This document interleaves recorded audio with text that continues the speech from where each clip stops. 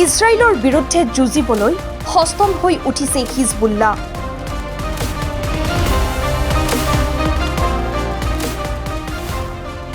এতিয়া বিশ্বৰ দৃষ্টি ইজৰাইলৰ এই নতুন যুদ্ধক্ষেত্ৰত। পুনৰ বিপদত ইজৰাইল। শ ৰকেটেৰে হিজবুল্লাৰ আক্ৰমণ। 24 ঘণ্টাত ইজৰাইলত 165তকৈও অধিক মিছাইল আক্ৰমণ।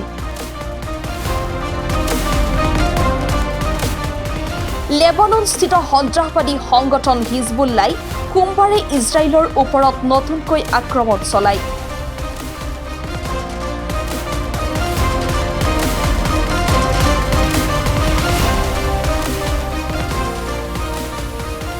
দেশখনৰ উত্তৰ চহৰ হাইফাৰ ফালে লক্ষ্য কৰি 90টাতকৈও অধিক ক্ষেপণাস্ত্ৰৰ ধাৰাসাৰ আক্ৰমণ চলায়।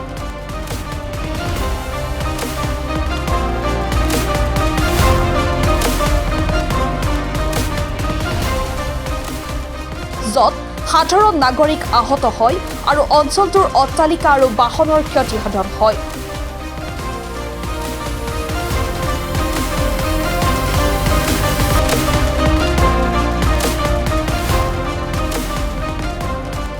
লগতে কেইবাজনো ইজৰাইলৰ নাগৰিক নিহত হয়।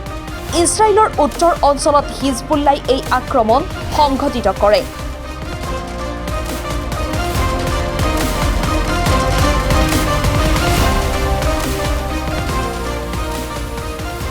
এই আক্ৰমণ ইমানেই ভয়ংকৰ আছিল যে ইয়াৰ ফলত ইজৰাইলৰ বায়ু প্ৰতিৰক্ষা ব্যৱস্থায়ো আক্ৰমণ ৰোধ কৰাত বিফল হয়।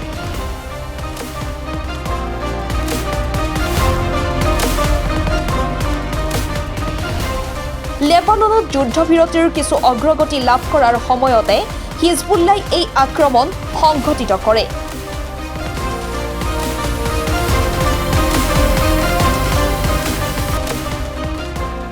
ইজৰাইলৰ আশে-পাশে থকা চহৰবোৰত বহু ৰকেট নিক্ষেপ কৰা হৈছে।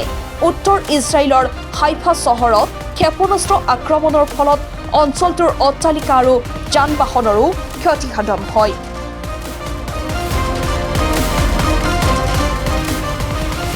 নিউজ ডেস্ক ৰিপৰ্ট, দি নৰ্থ ইষ্ট।